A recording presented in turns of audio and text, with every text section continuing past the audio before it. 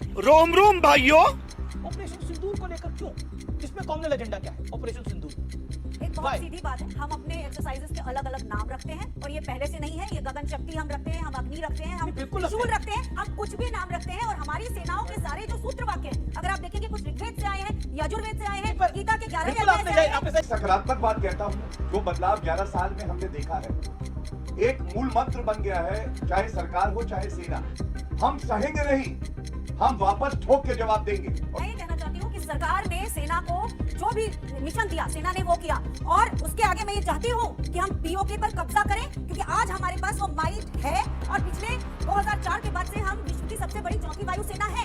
कांग्रेस की डिमांड बढ़ती जा रही है। कांग्रेस मेरी एक और बात है, कांग्रेस की नहीं, एक फौजी की डिमांड है आपसे। और एक और चीज है, कांग्रेस की प्रवक्ता हूँ लेकिन एक फौजी के रूप में डिमांड। कांग्रेस की डिमांड कई सारी है।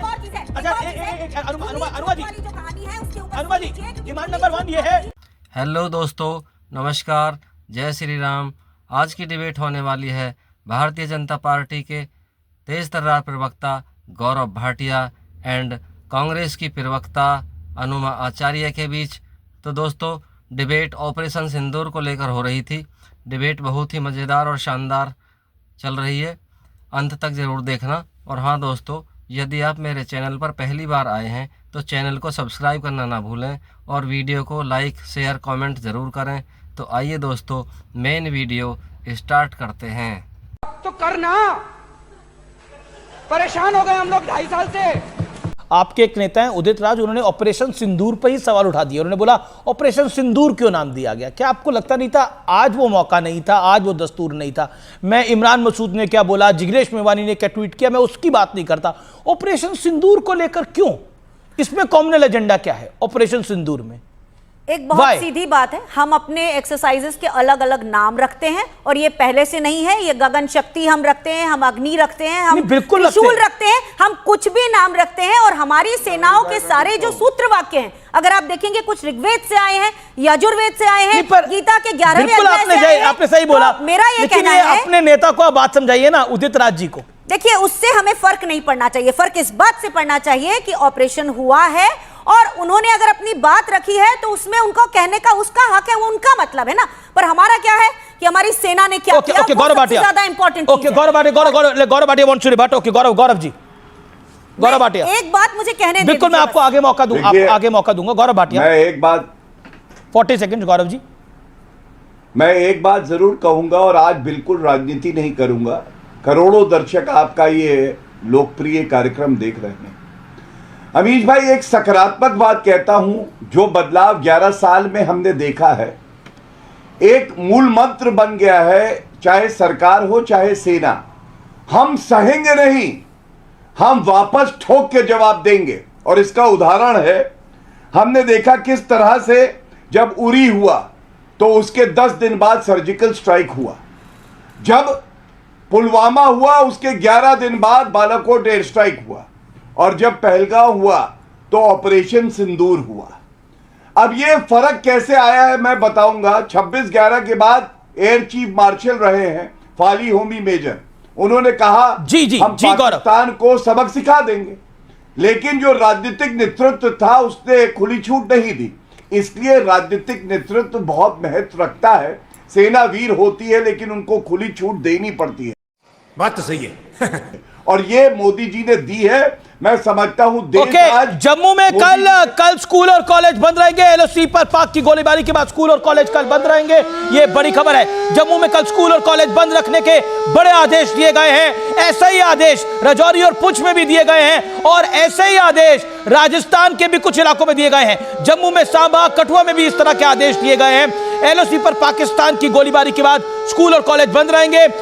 इसके अलावा अमृतसर में भी एक अटैक करने की कोशिश हुई है लेकिन उसको भी निष्क्रिय कर दिया गया है, यह बड़ी खबर है। यानी वहां पर भी एक मिसाइल मिली है जो चाइनीज मैन्युफैक्चर्ड है, हालांकि वो फटी नहीं क्योंकि वो निष्क्रिय कर दी गई थी या फिर उसकी अप्रोच सही नहीं थी, वो बाहर के इलाके में आके गिरी। वो पहले सुबह हमने उसके विजुअल आपको दिखा चुके हैं। लेकिन बड़ी खबर यह है, रावलपिंडी का क्रिकेट स्टेडियम डैमेज हो चुका है, वहां पे क्रिकेट मैच होना था वो नहीं हो रहा है। अनुमा आचार्य, क्विकली 30 सेकेंड्स। मैं ये कहना चाहती हूं कि सरकार ने सेना को जो भी मिशन दिया, सेना ने वो किया।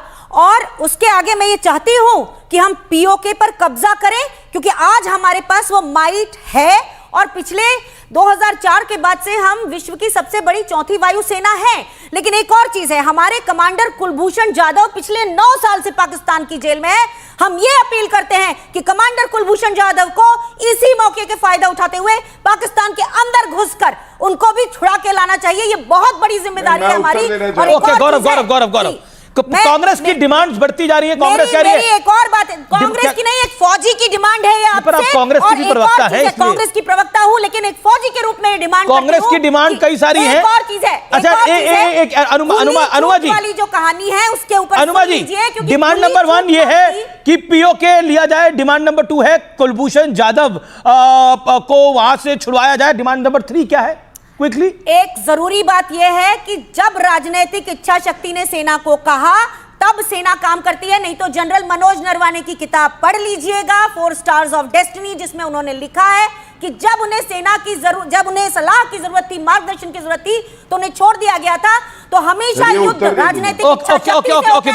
गौरव भाटिया रिस्पॉन्ड टू कांग्रेस की कुछ डिमांड आई हैं। कांग्रेस कह रही है कि पीओके भी शामिल करिए और इसके अलावा कुलभूषण जाधव को भी छुड़ाइए, और तीसरी डिमांड की क्लैरिटी नहीं है, अभी आगे बताएंगी। Okay Gaurav Bhatia, intelligence failure रोके जाएं, लगातार होते हुए इंटेलिजेंस फेलियर रोके जाएं। अच्छा इतना और आतंकवादियों को जिंदा पकड़ा जाए। ओके आतंकवादियों को जिंदा मैं अपनी बात रख लूं, काफी बोल लिया इन्होंने, बड़ी मुश्किल से बोलने देते हैं। मुझे आज इतनी खुशी हो रही है, इतना गर्व महसूस हो रहा है कि सोचिए विपक्ष की पार्टी की प्रवक्ता जो कि खुद 55 साल इनकी पार्टी सत्ता में रही है, चाचा नेहरू ने जो भारत की भूमि दी थी, आज नरेंद्र मोदी जी से ये उम्मीद करती हैं कि वो पीओके वापस लाएंगे।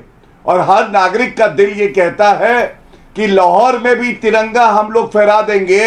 ये इच्छा शक्ति नरेंद्र मोदी जी की और हमारी भारतीय सेना की वीरता है। आप हमारे प्रधानमंत्री प्रधानमंत्री लाल बहादुर शास्त्री का अपमान कर रहे हैं, क्योंकि लाहौर तक हम पहुंचे थे 1965 में भी। ये याद रखना चाहिए। मैं कह रहा हूं आज तू मैं ना करे, अपनी अपनी बात ये बताना चाहिए, क्योंकि ये मैं बड़ी खबर के ऊपर आ रहा हूं। अमृतसर से रिलेटेड एक बड़ी खबर में कंफर्म होता ही उस खबर के ऊपर आऊंगा। ओके गौरव भाटिया, धन्यवाद। दूसरी इनकी जो मांग थी, जब ये कुलभूषण जाधव जी का नाम लेती हैं तो मैं जरूर ये बात कहूंगा, सरबजीत उसको कोई सहायता नहीं दी कांग्रेस सरकार ने, लेकिन कुलभूषण जाधव तेरा भाई जरूर भारत आएगा इंटरनेशनल कोर्ट ऑफ जस्टिस में। अनुमा जी आप बिल्कुल आप